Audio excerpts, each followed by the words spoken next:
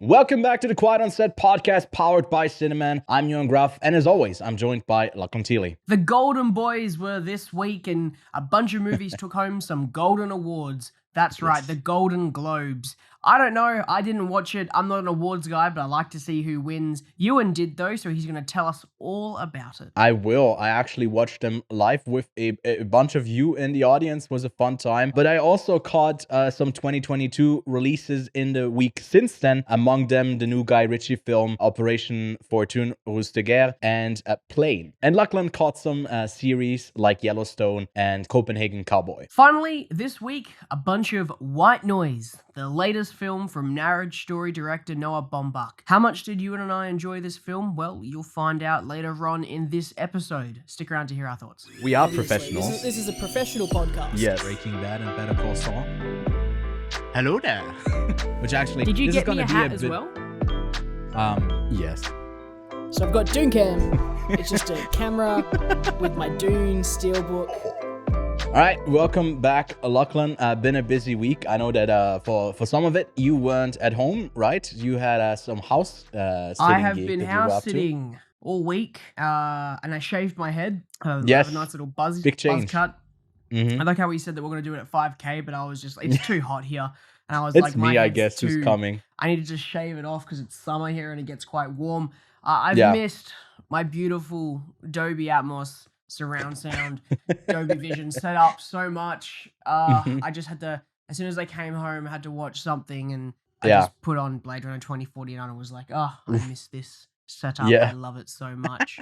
But no, that's been my week. I hear you got drunk. Well, I didn't hear. I definitely caught a little bit of it in the Yeah. replay because I was Mhm. asleep when you did it. Oh, right. Golden Globes, you got drunk? I did. Each time I got a prediction wrong, I ended up drinking. I don't know what the final tally was, and I definitely missed keeping track of it. I think there's I had 26 categories, and I think for 12 of them, I was off. But the Globes this year were kind of predictable, and maybe we can chat a bit more in the news section. This is course. gonna be the only news thing we talk about this week because it's a big one. The Globes happened, one of the, I'd say, probably biggest, I guess, award shows other than the Oscars and maybe for TV, the Emmys. They also, it's also like the in-between, right? You get TV and you get the film here as well. Now, Lachlan, did you have a look already? What won, or are you jumping in completely blind here? I'm pretty much aware of what won, so you can't spoil it for me. I've seen all the Yeah. winners. I didn't watch the ceremony because I could probably just assume. And I mean, I'm me just gonna see neither, If you agree, to be was fair. was the ceremony boring? Was the whole thing quite boring? Well, I never got to watch it because regionally it's not available to me. So I had someone in Discord share his audio with me as we were reacting to it. So I never saw Right. anything of the Globes. It was quite Okay. underwhelming. Hopefully we'll figure something out for the Oscars because I would actually like to see it. Yeah, it seemed, like I said, the winners were quite predictable. There's some shakeups in there, maybe that you don't Yeah. expect, like some films that some people counted out for the award season that now seem to be making a reappearance, right? Some more confidence to them. But I was quite excited for Gerard Carmichael to host it. But whenever I heard him, he was such an in-between thing of just teasing the next announcer, which I guess is what you get to do at award shows. And in between, he made jokes at the expense of the Globes. And it was mainly ooh, look at this representation joke. And it was very boring in that way because it feels so hollow and it wasn't very funny. But I Sure. mean, that's typically just the award shows, I guess. That's Yeah. usually, they didn't do a lot of these bits in between. But they did have an extensive, I think 50-minute tribute for Ryan Murphy, the director of Dahmer. And I do not like that guy. I hate him because I feel like he gets to do whatever he wants on Netflix, but we don't get Fincher's continuation of his show. Or just, I guess maybe he's back with The Killer. I don't know if that's a Netflix thing, but I just don't like his approach of just exploiting serial killer shit. It just feels sensationalized, and it was just out of place to have a 15-minute thing. And then they also did a whole bunch of I guess playing off some of the winners as they were not even that deep into their speeches, and for some of them they let them go on for on and on and on. So I mean, the typical thing that you'd expect from an award show. Cool. Lots of little annoyances. But Lachlan, let's talk about the winners, or I guess the losers Yes, here as yes. well. I guess the biggest one, just to get into it, I don't know if we want to go over the acting stuff. I mainly am interested in some of the technicals, screenplay and stuff like that. But the Globe split it up into comedy, musical, and drama. And in the drama section, The Fabelmans won. It went up against Avatar, Elvis, Tar, and Top Gun Maverick. And this was a bit of a category that was difficult to predict. If we had looked a couple years back, I think with the voting body from 5 years ago, probably Elvis would have won this. So interesting to see, well, Spielberg take this home, as well as like another award. He also won Best Director, which was a big surprise because both of us did predict that the Daniels would take this. Yeah. Most likely, and they didn't. I was hoping for a clean sweep from the Yes. Everything Everywhere All at Once team, because Mhm. that movie was wicked and it should get some awesome recognition from Yeah. big nights like this and hopefully the Oscars in a couple of weeks' time. I think the Oscars In a March. couple of It's gonna. weeks. It's I March, think the yeah. 12th of March, so we're still 2 months off. Yeah, A still bit 2 less months than away. 2 months off.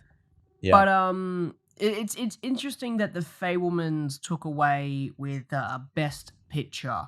I can definitely see why, and I've always described. I think I've run this joke into the ground that it's the most Spielberg film of all time, as it's a Spielberg movie about himself. So you can see that there's probably a bunch of circle jerking going around in the sense that, hey, look, our good mate made a movie about himself, and it's actually also a very good movie at the same time. But Yeah. it's to go up against, two of the biggest blockbusters of the year, Top Gun Maverick and Avatar: Way of Water. Tar is probably one of the only undercutters in this category where I don't think there's a lot of people who would have seen that, so it's a bit of an odd spot. But even Elvis, for a good maybe month of it being out, was a massive cultural thing, and obviously his performance gets noted because he did get Best Actor as well. Yeah. Mm-hmm. So Well, who? you have Austin Derek Wong? Butler winning Oh, I was in about to say, yeah. in Elvis, up against a couple of pretty big hitting performances as well. But I think that it's interesting that Spielberg got a double whammy. But I guess Spielberg wasn't the biggest winner of the night because, to me, a bit surprisingly, I mean, they took home 2 awards. Everything Everywhere got 2 for Michelle Yeoh as leading, and then Ke Kwan in supporting actor, which I think is pretty much a lock for the Oscars. He's been sweeping. I think he's been winning literally everything. There's some more interesting races when it comes to lead performance. I think supporting performance. There's a bunch of toss-ups, especially between Cate Blanchett and Michelle Yeoh, which here were split into 2 different categories. So they both ended up winning 1. We don't get to see that at the Oscars because it's just one supporting lead category. But we'll do our predictions closer to when the Oscars are around. And when they get announced in, I think, 2 weeks' time. But Martin McDonagh with The Banshees of Inisherin ended up taking home 3 awards for that film, with Colin Farrell in lead for the best screenplay and the best comedy musical, also edging out Everything Everywhere All at Once. So that was a bit of a surprise. Yeah. Again, I guess it's like the same thing. I'm a bit biased since it was my favorite film of last year, everywhere with Everything Everywhere All at Once. So doesn't mean it's like I'm disappointed because I still think that Banshees is a wicked comedy. It just wasn't my personal favorite from last year. Glass Onion getting nominated is a bit of a fucking joke, though. I will say that. Well, what else do you go with? Comparing it to for best comedy. I mean, it is a comedy. Right? I don't know. I don't know how many other great I mean, I would have loved to see Bros up there. I don't think. Well, Babylon. Now that I've seen it, we'll talk about it next week. I mean, it's pretty funny, but it's. I don't know if it's the main intention. Maybe that's even more musical numbers with that crazy score. Which, by the way, Babylon ended up taking just 1 award home for best score. It's also sweeping. Having seen the movie and now I've been listening to the score, it is a crazy score, but it's actually like really good as well. But yeah, I mean, Glass Onion. What else would you put in there? All Quiet on the Western Front. What's the fifth comedy of Yeah, the year sure. that's All big? Quiet on the Western Front sounds like a great idea, Ewan, to chuck Yeah. into a No. comedy slash Yeah. musical. I don't know. I mean, a comedy slash musical. Maybe an That's actual a musical of the difficult year. We one. didn't get that many, to be honest.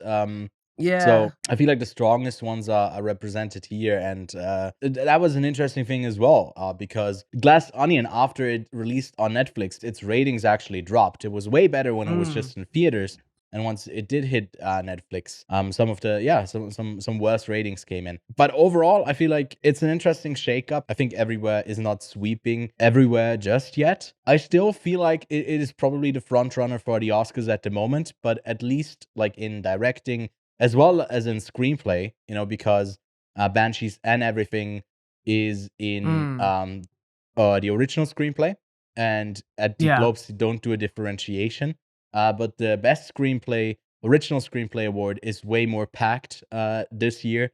When we get to the Oscars, because we do have The Fablemans, Banshees, and Tar, as well as Everything Everywhere in there. That's going to be quite an interesting race to follow. But Question for you, Ewan. Thoughts on yes, the Best Picture Non-English Language Award yeah, with that's such a meme. 1985, Argentina, Okay, so 1985.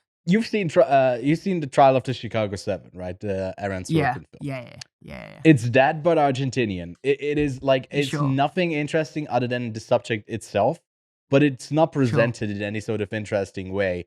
And I would literally give the award to any of the other 4 films nominated there, even though I wasn't a big fan of RRR myself, and that's been getting heaps of love. Like, some people actually really wanted to be nominated for Best Picture as well, because it's not nominated it wasn't submitted by India for the international Oscar, so it won't be appearing there for anyone who's had their hopes up. All Quiet on the Western Front, Close, and Decision to Leave are all amazing films. They're all in my top 15, I think, of last year.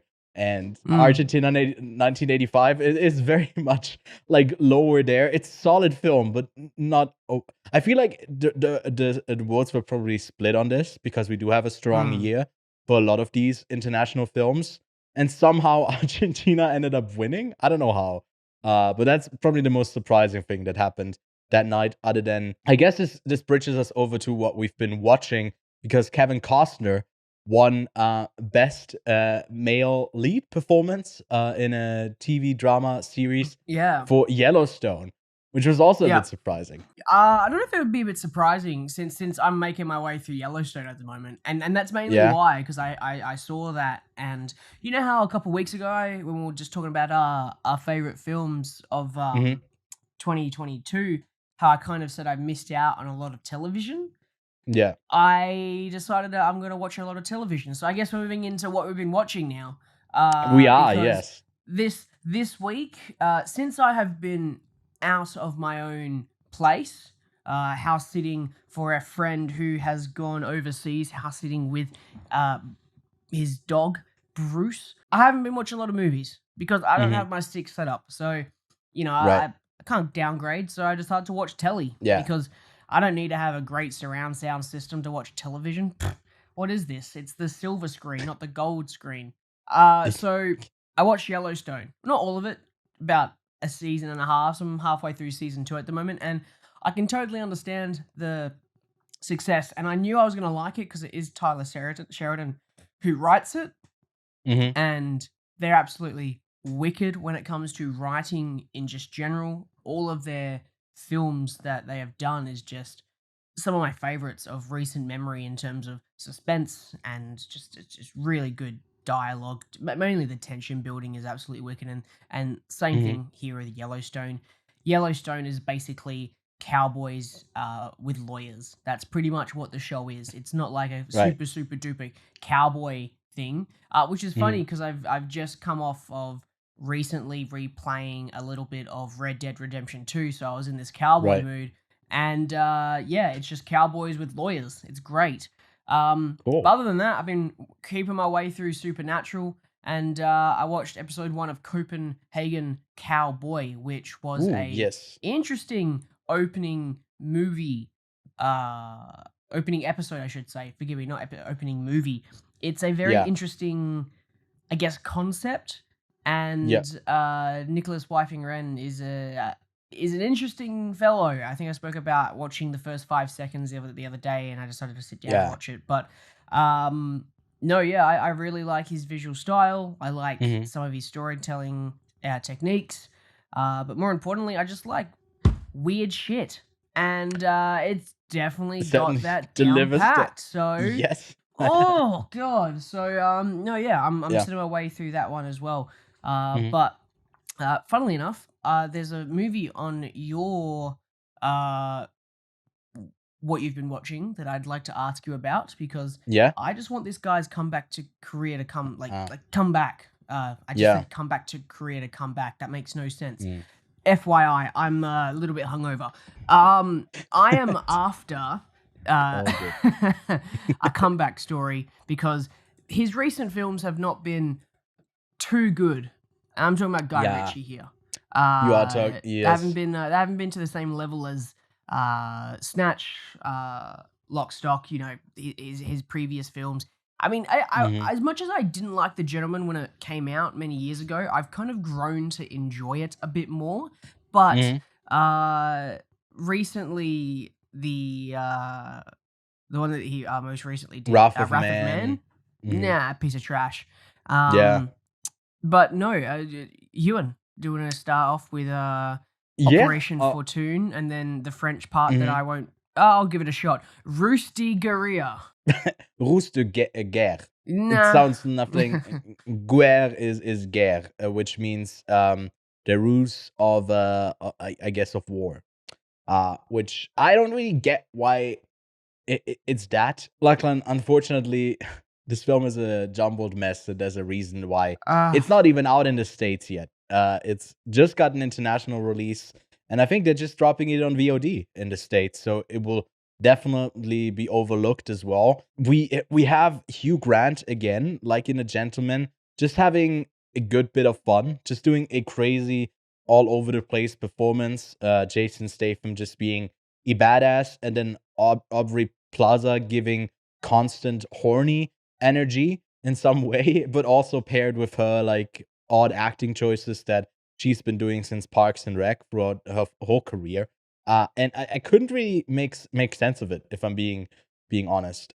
I think it is entertaining. I think it's fun, but I don't know if it's also distractingly just a bit thrown together in a really messy way that will take away from actually like enjoying it. It's right on the verge of, I'd say, go check it out if you want to, but it's not like an easy recommendation, which I feel is already telling, unfortunately, if you've been hoping for Guy Ritchie to make a bit of a comeback on a comeback. This is probably not the movie that we'll get it from. By the way, is he still doing the Aladdin sequel? He's not, right? It's someone else who's supposedly doing it. Is he not doing it anymore? No, but I see on... I don't see it on Letterboxd, but I see he's doing a live-action remake of the Disney adaptation of Hercules. Apparently. That's just on... with the Russo brothers to produce. I mean, that's just what popped up when I looked up Guy Ritchie on Letterboxd. I don't know if there's any truth to that. I never saw that in the news. It also doesn't have a release date. On IMDb, he's still set to direct. I haven't changed it, and I haven't heard anything about him no longer doing the live action sequel. I guess not with Will Smith. Really that's a bit of a thing as well. I feel like Aladdin is probably not going to be continued. Well, it's definitely not going to have Will Smith in it. Yeah. I also see he's working on a TV series called The Gentleman. Yeah, I don't know what Guy Ritchie is doing. It's a bit odd. The Mystery of Ungentlemanly Warfare. I don't know what he has with these long titles. I think that also Operation Fortune, Ruse de guerre is not a great movie title. They're gonna chop that up, especially internationally for the distribution, and just make a completely different title out of it. Because with the American audiences, you gotta make something that they can actually pronounce, or even the Australian ones, But yeah, a bit disappointing. What do you mean? Did you not just hear me pronounce it beforehand? We know how to pronounce French shit. You did pronounce something. I don't know if you pronounced it correctly. Maybe I heard you wrong, but no. Whatever. I finished actually last night Copenhagen Cowboy, the new limited series. Because you said last week that you watched one second of it, and I thought, like, or 5 Pretty seconds of it, much. and I thought, well, maybe he'll finish the show and we get to talk about it together. I guess you watched the first one. I watched the first half of this, the first 3 episodes in Venice, because he had a premiere there for the series.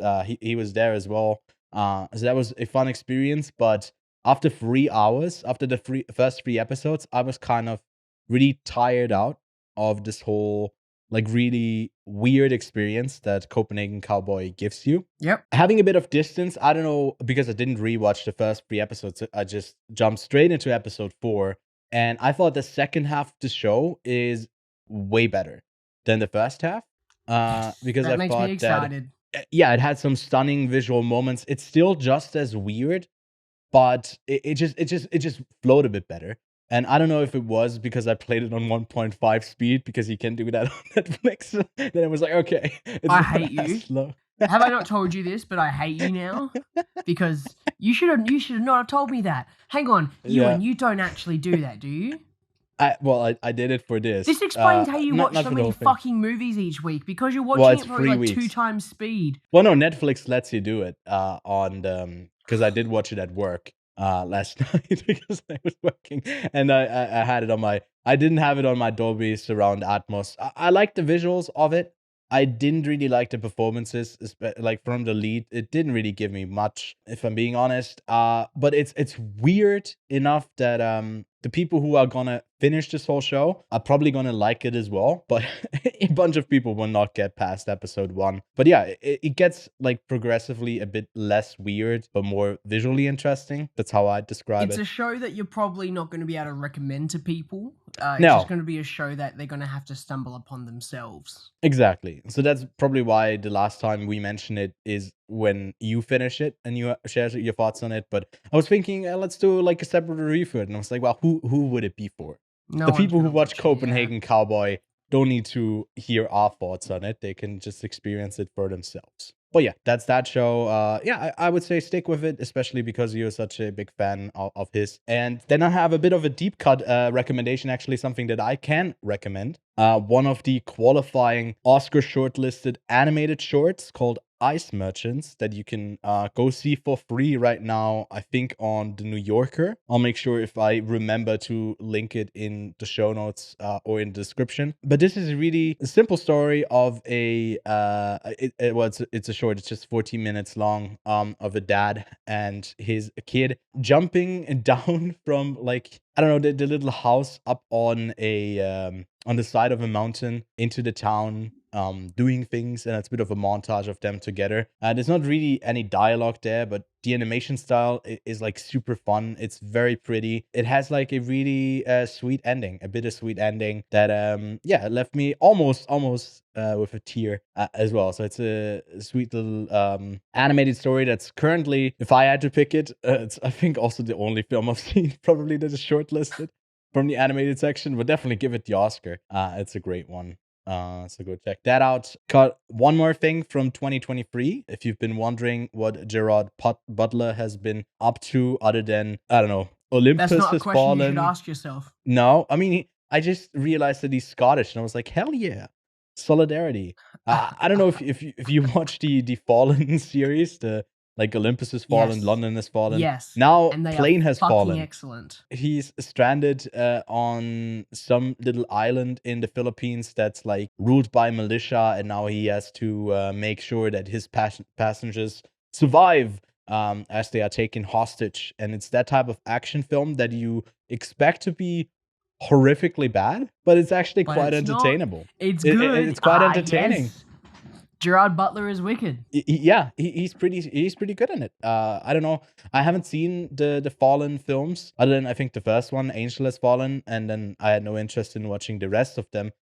It's probably just the quality of a film that he's in, but he's a quite solid performer. And yeah, if you want your fix of action movie. I don't think I've told you this, but when we first met, I was probably a big... I think I've told you already that, like, my film taste has definitely changed quite a bit. When I met you, I was pretty much that art snobby. I love Elephant 2001. by Van Elephant, Gogh. right? Yeah. Yeah, right. I'm that art house kid. I only love art house movies, and I would never watch the Olympus Has Fallen series. Well, that changed very, very quickly. When I moved back here, I Yeah, watched a lot of like action films. And I sort of fall in love with them, right. and one of my good mates who I actually worked with, who's also a film buff, is an absolute like he prays to this man Gerard Butler every night, essentially. That's how much he Right. loves his action films, and gave Yeah. me a bit of a better perspective on this sort of style of film. So Mhm. you fucking bet I'm gonna be watching this film because I'm so excited because it's just that perfect like mixture of like this is our kind of I guess Die Hard of our age because we don't get those kind of movies anymore. We don't get that Yeah. just pure action but they still exist. They're here. They're just not highly like sought after like they were Mhm. back when Die Hard came out. This is essentially like our Die Hard franchise. Yeah, I mean, he certainly gives its own twists and turns, and I feel like what's good about this film, which actually good point of pointing out Die Hard, is that he's like not this indestructible action hero, which we've gotten a lot in recent times with like the rise of superhero films being more and more prevalent in the mainstream. But here you get someone who's sweating, who's like beaten, who's panting, and trying to survive. He's a pilot in this. He's not like a martial artist in the slightest. Mm. And he's paired up with a convict, played by Mike Coulter, who's also doesn't get that much to do other than being menacing and good at killing. Ah, But I mean, it's a fun ride. It's enjoyable. There's some clear bad guys versus the good guys, and sometimes you just need that like simple bit of fun. So yeah. it's quite good. Uh, like I'm not done with what I watched because I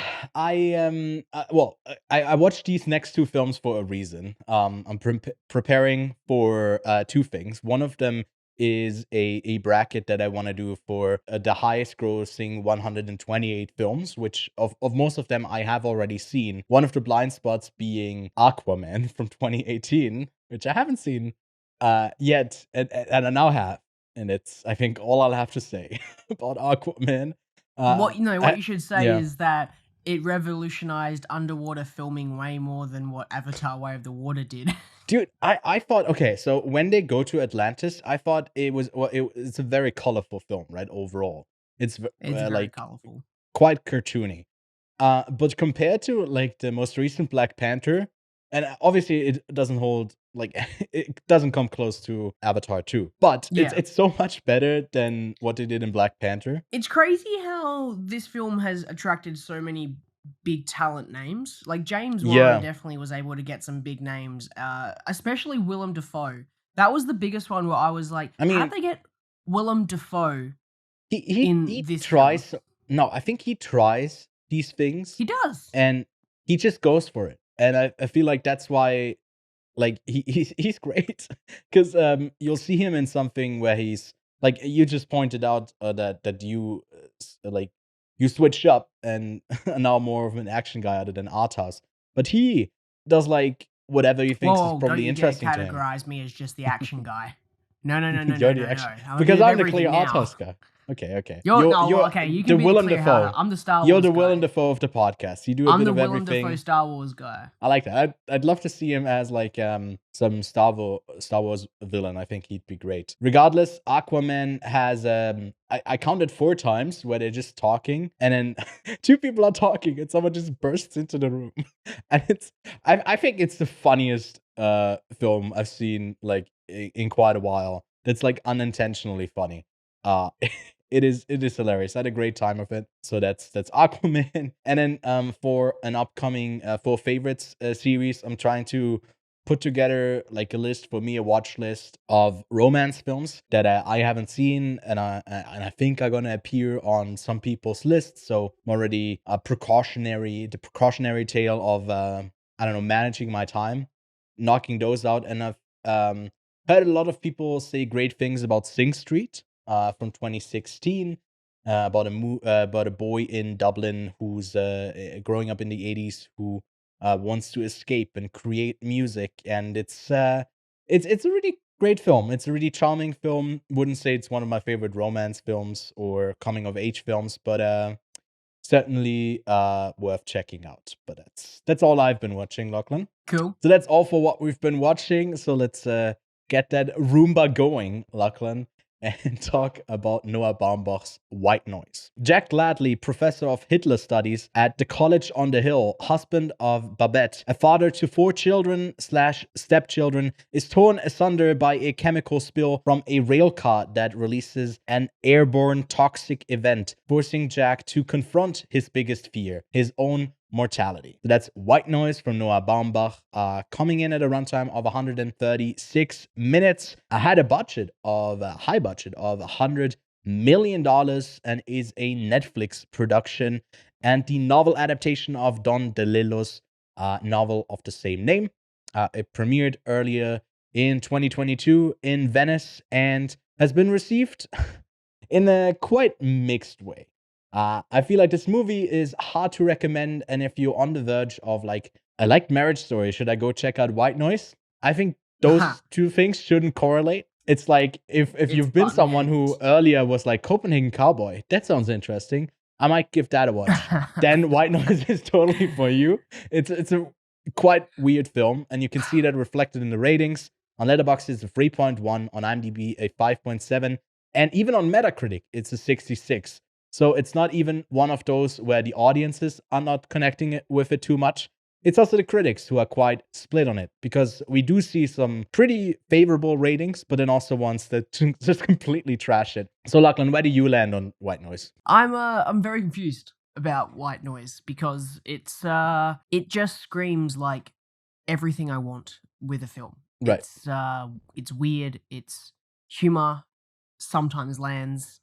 The visual style that they've decided to go with for this film is very stunning, very picturesque. I think that the cinematography is wicked, but also the production design is 11 out of 10. Off the walls. 11 out of 10. I think also the costume design is 11 out of 10. I think that the set design is 11 out of 10. I think that everything you see on screen is wicked. Like, it's really awesome visually when you're watching this film.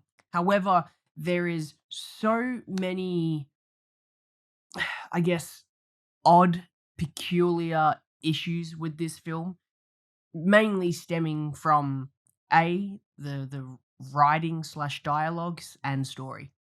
I think that this book was known as it's impossible to essentially adapt to screen. I think that's one of the things about this novel that I haven't read this novel myself, but I have heard that it is a hard adaptation to do.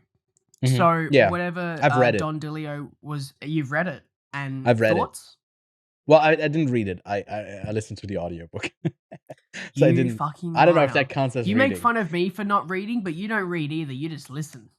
Well, I couldn't get the book in time, and I did find it on Audible, and then on my train ride to Venice, I ended up listening to most of it, and then I finished it yesterday again to catch me up to speed, because I did rewatch it this time. Sometimes these like Venice films don't get the rewatch treatment, but White Noise did actually get it. But I'd agree, because a lot of it, I mean, that's an issue with a lot of novel adaptations, though, that a lot of it is just told from the inside of the head of like the lead, and they're just vocalizing a lot of it. And I think how Baumbach goes about it, I feel like the script is also, like, I wouldn't say the script is its downfall. I did read the screenplay because it's also up for, I guess, some awards contention, and I like it a lot the way that it's written. But it's just that the dialogue is very much, it's not I wouldn't say stagey, I don't know how to put it. It's very just Baumbachian. It's what he does. Well, I've seen a bunch of his films, and there's a lot of dialogue usually, and I don't like that as much as well. First things first, can you send me the screenplay? Because obviously I finished reading Banshees, and that was wicked.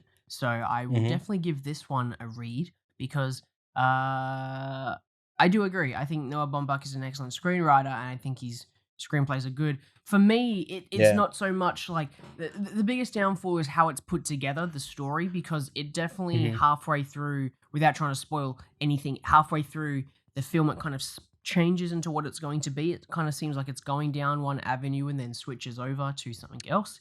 Probably, Yeah. I guess that might happen I in the mean, book. yeah. I mean, this is not a spoiler, but I guess the chemical spill is more of like an inciting incident. And we can talk about this, I guess, a bit more in spoilers. But I feel like this film is also one that you can talk a whole bunch about without actually spoiling stuff, because there Mm, is that much like on the technical side of it as well. But yeah, I mean, it is in it. When I first got to it, there's like I'd say even another turn later in the story that I found quite came out of nowhere for me. But now, having seen it a second time, it kind of flows a bit better, in my sure. opinion. But that part was kind of just out of nowhere in the book for me. But the airborne toxic event is just a catalyzer of the biggest overarching theme, which white noise is about death. I don't know what white noise is referring to. I don't know if it is about them, because they mentioned like what if after like at death it is just sound at the end of it. You don't hear anything but sound. Um, Mm. which would be white noise, right? So I don't know. It's just it has a lot of themes in it that I didn't really care to think about too much. Other Read than I guess into? the most Sure. obvious, yeah. Other than the most obvious one of death, like I feel like the maybe we can talk a bit more about spoilers. So I'll give a spoiler warning right now. I'd say if you like Noah Baumbach's writing, and the style that his characters talk, you'll have quite a good time with white noise, and I also go give think it a try. this might be a bit of a stretch, but if you've watched Adam Driver's Annette, it's Oh yeah, very different in what Annette's trying to say, but it yeah, has a lot of similar, I guess, theatrical moments in it. and Uh, comedy as and and well. I feel and to like get back yeah, onto what you said about the staging, I guess how it feels like it's a theatrical play with how characters move around and how they vocalize and just sort of monologue for a good 30 yeah, seconds. And there's an excellent scene between Adam Driver and Don Cheadle where they are monologuing together, and I have to yeah, admit that is the one of my biggest highlights of the film, because it was structurally like everything just came together, and it was like, why is this part just so good and everything else just seems to be, it's not fully it's not fully, I guess, adapting what the book is trying to be and what message it's trying to bring across. Because I feel like then throughout the rest of the film, it's sort of just a mishmash of genres and ideas. yeah, And I mean, we can get into it with spoilers because yeah. maybe we should. I mean, But for yeah. me, yeah, go ahead, go ahead. The novel thing is also I feel like it's a bit more morbid. It's a bit more cynical that this ends up being, because I feel like that there's a certain warmth that still comes through in this, even if it's like the outlook is, well, there's an airborne toxic event that will all kill us. But the overarching thing is like, well, that doesn't change a thing because we are all going to die regardless. And I think that's like the point that it kind of makes through its characters and their choices, that they make choices that aren't good for themselves, or that maybe, I don't know, even threaten their health. But it ultimately doesn't matter because the end point is still the same. And I found the novel to be a bit more dreadful in that sort of way. Sure. But let's get into spoilers, actually. And maybe we can.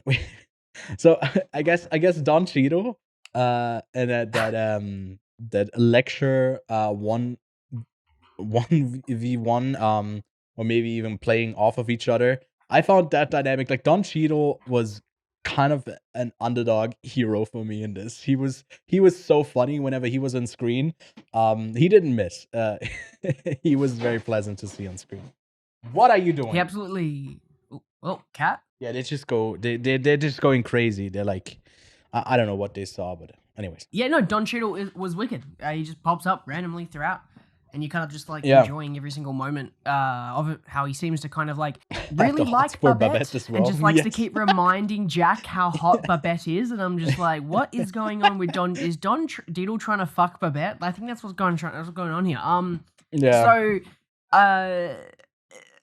okay, as much as I keep shitting on like the story and everything, I like this film enough because I like these theatrical films. I absolutely adored Annette when it comes out, and Mhm. I'm massively a huge fan of Wes Anderson, who is very known for staging his films in a very theatrical kind of way, and a very, I guess, very Mhm. 2D way, where White Noise Yeah. doesn't do that to the full extent. It's definitely still a film, but the monologuing from some of these characters are quite crazy. So, unfortunately, I haven't done a second viewing like you, Ewan. Yeah.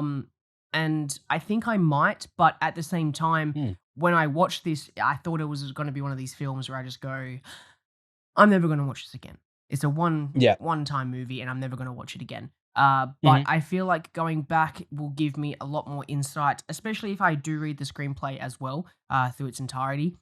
Reading what they actually say might also give this extra layer of depth to it, because I feel like Yeah. there's a lot thrown at you in this film, and a lot of it can go missing somewhere.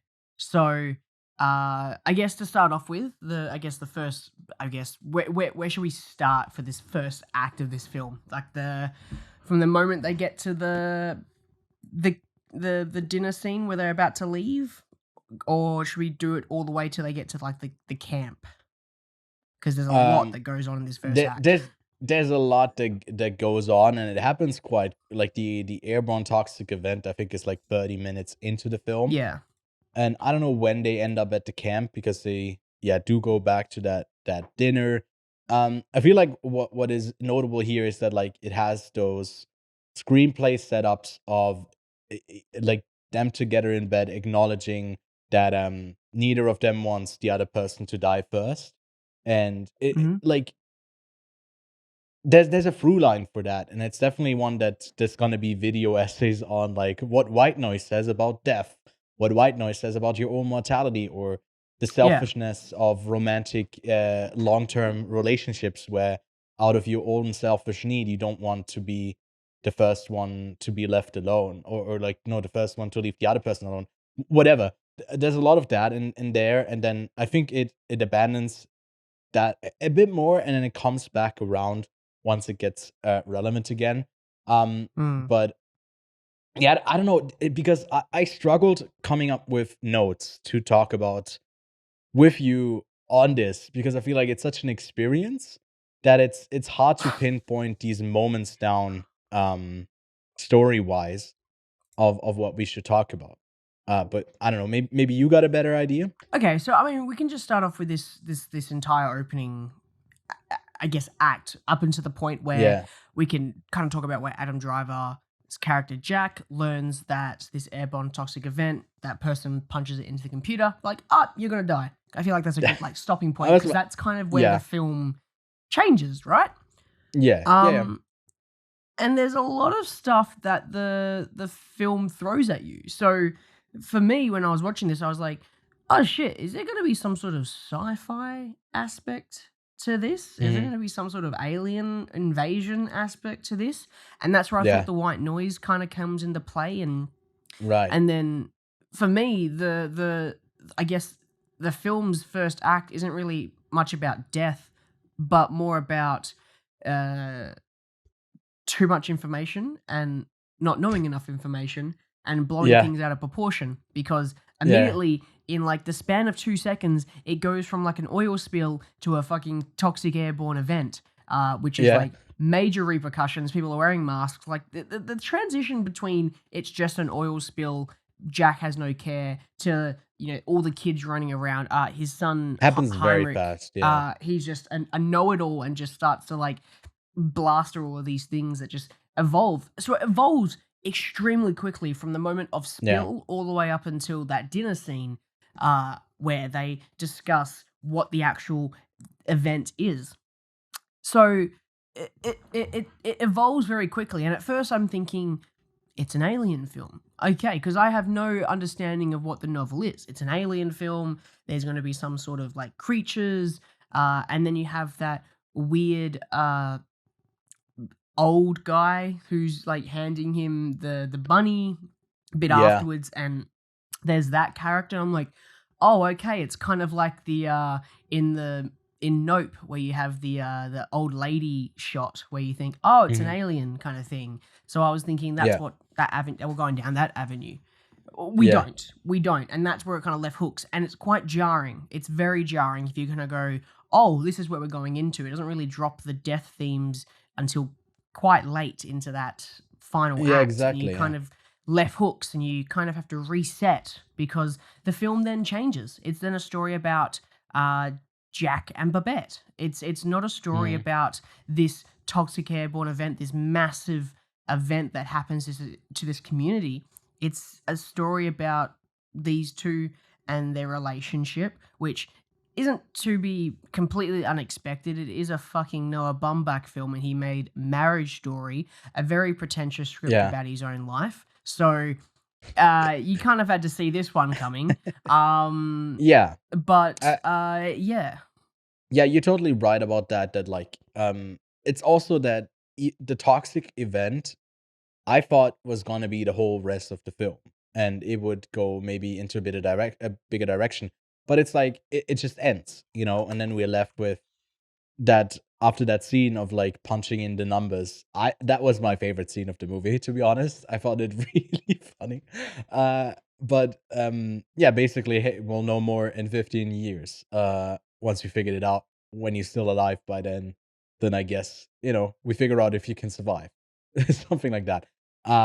And then I guess for me it makes the shift back to mortality there quite quickly, and the airborne toxic event is not really that important anymore. And like you said, it's about that relationship again. And then I don't know if because I really didn't like that the guy who gives the bunny, right, is also the guy that they end up shooting.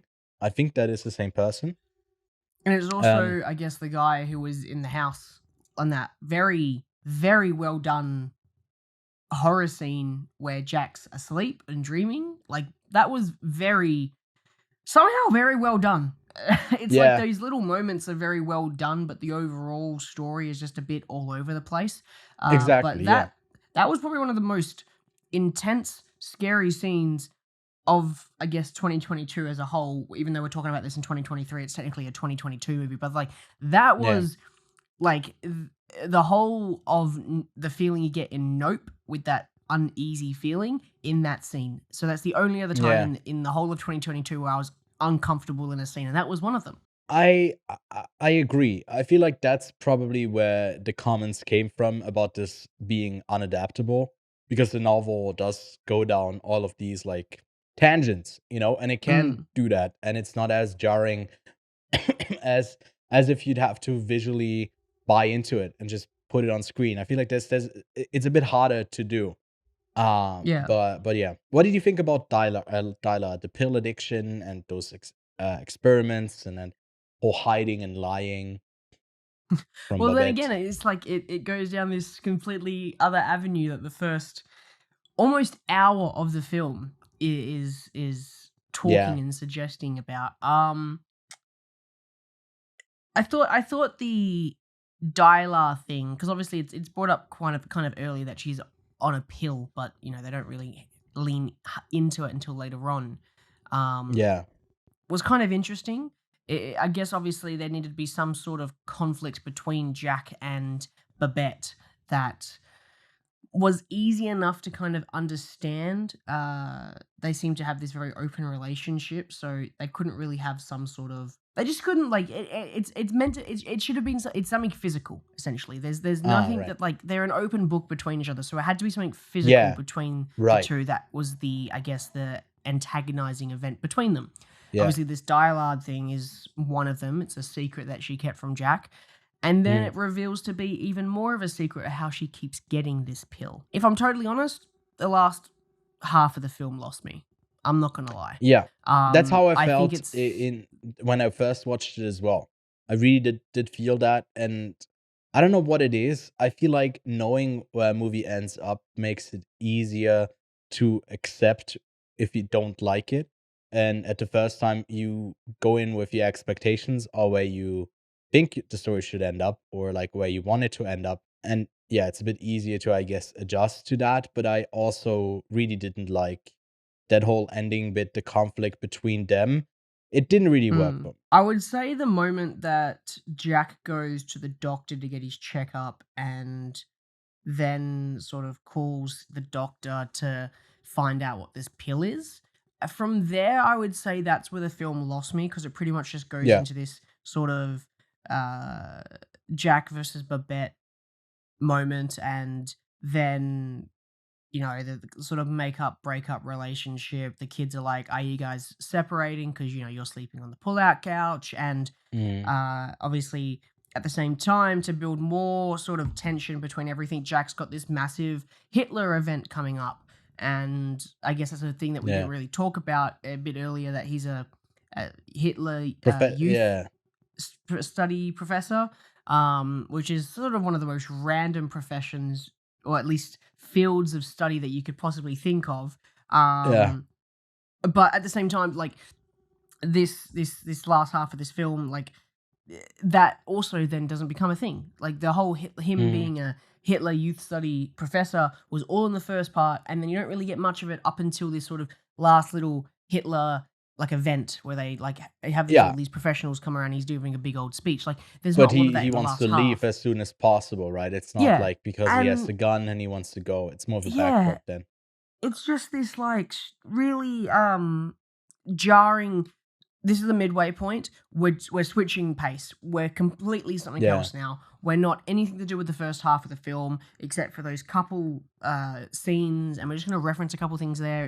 It's a very tonal change of pace. It's just become a Mhm. drama instead of this sort of sci-fi, big event. It's sort of like, Mhm. it was the start of Independence Day, and now it's sort of Marriage Story, right? That's the Right. first half. Yeah. First half is Yeah. Independence Day at the start before the big explosion, and now it's Marriage Story, the second half of the film. And even though I really enjoyed I guess the the ending itself, in the sense that especially when they go to the nuns in Mhm. the hospital, Yeah. I thought that scene where they're like Jack, the Jack going to this guy, shooting him. I didn't really have anything attached to it, really. I didn't really care. But when Babette shows up and they're dragging the body to the car, he's still alive. They're all talking. They had this kind of like joke where you shot yourself. I thought that was quite funny. It seems to kind of Mhm. make itself. It all of a sudden gets better. I don't know what it is. It's from Jack calling the doctor to talk about dialer till Jack shooting the actual dude who gives the dialer out. That whole part there is just a mess to me, and I didn't really Yeah. enjoy any of it. And it was a mess enough for me not to like the film, because I think that's the Mm. messiest point. That there, Yeah. where it's a massive tonal shift. But that last little end moment was weird enough, where it's like these nuns who don't actually believe in God are making these sort of references about death. And I thought that was some interesting stuff as well about the whole Mhm. death thing that they're trying to talk about. But no, yeah, I feel like that moment there, now we're breaking it down, I'm thinking about it a bit more, that's probably the moment that The I just breaking point disliked the for most. you. Yeah. Yeah. I also really enjoyed the monologuing that the nun does, that doesn't believe, that believes for the others, or needs to be like appearing to be believing, otherwise the world would fall apart. I like that sentiment. It's yeah, one that resonates, and I mean, I agree. I didn't really like that part of the story too much, and I also gotta say I don't like the stereotype of the smart. I think he's 14 years old, like Heinrich, their son, Ah, is like really annoying to me. I get what he's going for. Directors who write this really dialogue heavy these scripts like that, they do oftentimes fall victim to having a narrating person, an exposition person that's not like all in your face, but he's more in the background and he talks really quickly. And you don't even need to take him too seriously because he's still kind of goofy. He's not like a serious person, although he is. If I that was makes hoping sense. for him to be wrong. That was what I Right. was hoping for him. I was hoping that they would do Yeah. a whole he's a bit of a know-it-all, and then Yeah. he's completely wrong. I mean, And the that's character, yeah. because the first half of Sorry. this film for me is about misinformation. And I thought, Right. oh, okay, he's just blabbering about random shit that he has. He's 14. How the hell did he know all about this? And I get that Yeah. he's the son of this very smart dude. And Babette as well is also really well known in the community to be quite confident and helping out people. And at the same time, so is Jack as well. So he's this Yeah. son of this very smart and confident parents. So he should also be smart and confident. But I wanted him to be completely wrong because he's a bit of a fucking know-it-all. It has a lot of things that don't have a narrative like through line.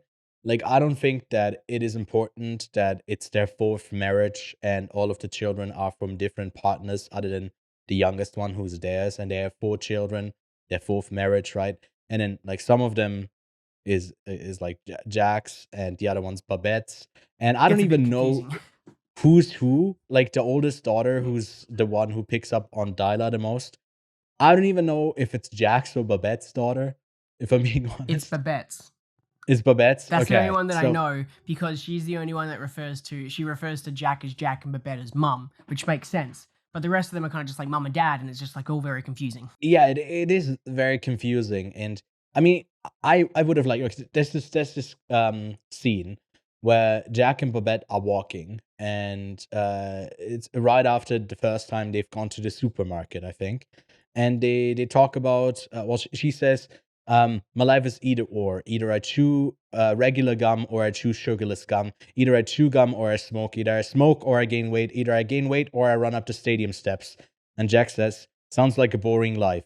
And she tears up and says, I hope it lasts forever. That's really funny writing. It's not like even that dramatic in the scene. It's kind of funny, and it cuts away pretty quickly. And I would have loved to explore that part of it more. Like the mortality thing, be a bit more of a center point of them really constantly talking, thinking, breathing out everything that has to do with death, having an obsession with it, the dependency on these two things, like where you have being alive and all the struggles that it entails, like that it's too much, that you don't want it. But then also, well, I hope this struggle goes on forever. And the dichotomy of those two things together, I feel like are really hard to put on screen. But doing something this crazy with a story that's all jumbled together at times, why not go more into that direction? And Yeah. like, I guess that's not the source material, but I found that like aspect of it that was like, ooh, do we get more of that? And it's nope. He shot a guy because he was jealous. So That's all it is. Jealousy. that's all it is. Yeah. My other favorite line is Elvis is my Hitler. Yeah. I was really enjoying Really the Elvis and Hitler Murray. comparisons. They were quite funny. Yeah, the standoff lecturing thing was one of the highlights as well. I don't think we have much else to say about the story overall. We've gone into it quite extensively.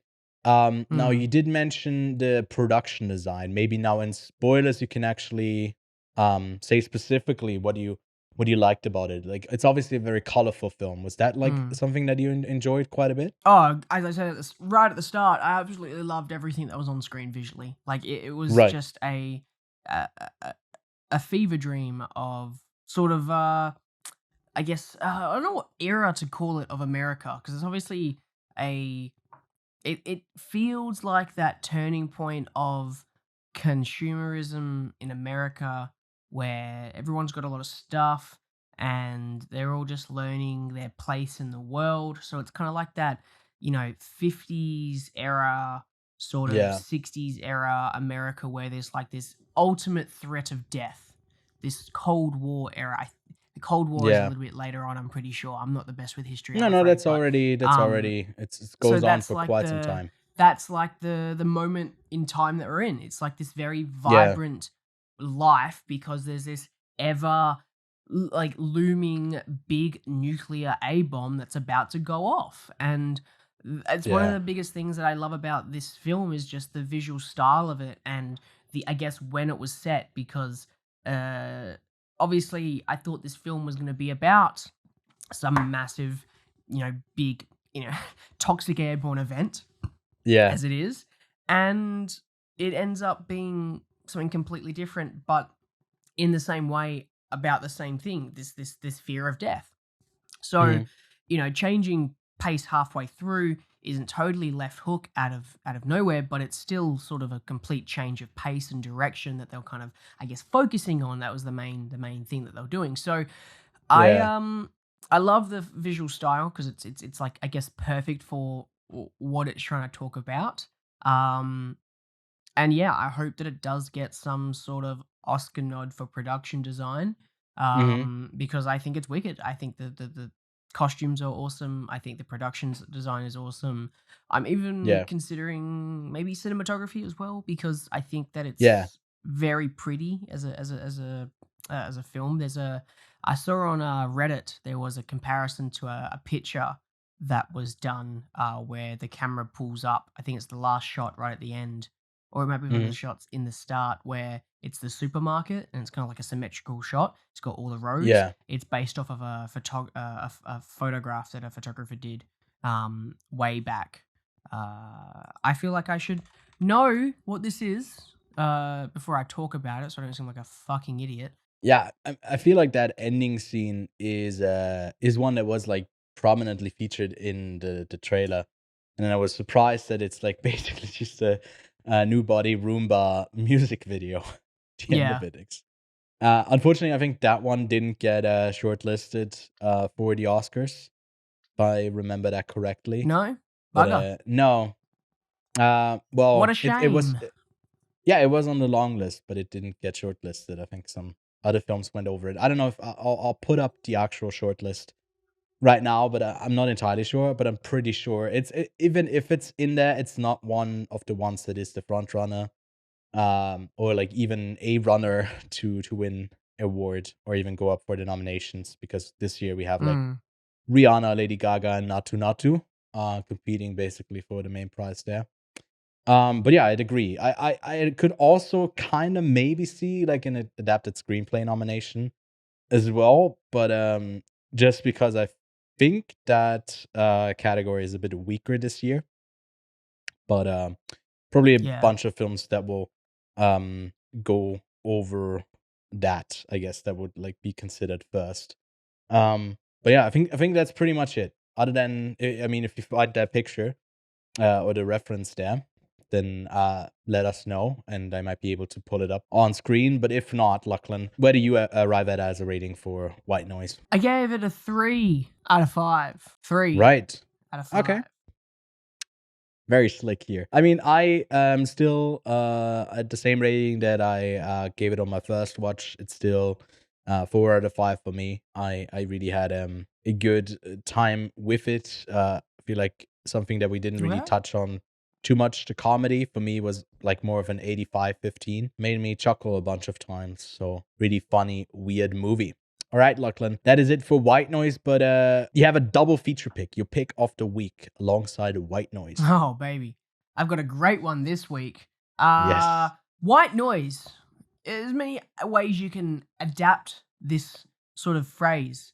Mhm. Um, Maybe the way that a black man can make a white voice, his white noise on the phone, which is why I've picked another Adam Driver film, Black Mhm. Klansman. Absolutely phenomenal film. Had a great time watching this many years back. And if you're looking for an Adam Driver double feature, I think this is the one where Mhm. you watch a bunch of white noise of Adam Driver being a father to a big family, and then a pretend racist. I don't know where I'm going with this sentence. I'm gonna Yeah, finish it off by saying you should watch Black Klansman. It's excellent. it is excellent. One of the like best Spike Lee films in my opinion. He has a bunch of bangers there. I also have Adam Driver in my pick. Surprisingly, he's not the lead in it though. but Greta Gerwig is in Noah Baumbach's other film from 2012, Frances Ha.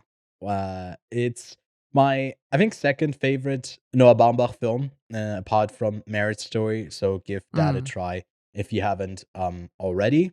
But that's it for this week. Out now in the States, at least. It's gonna be out for us internationally in Europe and Australia in February is the Searching sequel, Missing. What the boys are getting internationally that the boys in the States already got is Babylon, Damien Chazelle's crazy hallucinatory take on the late 20s of Damien Chazelle. I can already give you my thumbs up or thumbs down. I can't really give it to you because it's a bit of a middle thumb to me. Definitely the weakest Babylon film. No, definitely the weakest Damien Chazelle film to me. I'd love to watch it again. It's one of those films, but coming in at a runtime of 190 minutes, I think it doesn't really justify being like that long. And it's, we watched those trailers that had a lot of energy. I think that doesn't completely translate on screen. It's more of like hectic, chaotic energy that's like comes up and then it just wants to have slower moments as well. It's a really fun film, and I want to see more of these films be done with that type of budget, but it just doesn't completely land. And to me, that's totally fine. I also feel like talking about the numbers and like box office is probably one of the most boring things you can do for a film. Yeah, that brings us to the end of this week. Next week, we'll get to talk about Babylon a bit more once Lachlan has seen it as well. So that will be our main topic. And then also get your, Oscar predictions ready, because we are getting ready to get those Oscar nominations announced, I think, in a week or two. And we'll have our own little contest once again where, you can play in it, but more on that later on. So thanks so much for tuning in. Don't forget to leave a like and subscribe. Follow us on our socials link below. And we'll see you next week in the 1920s.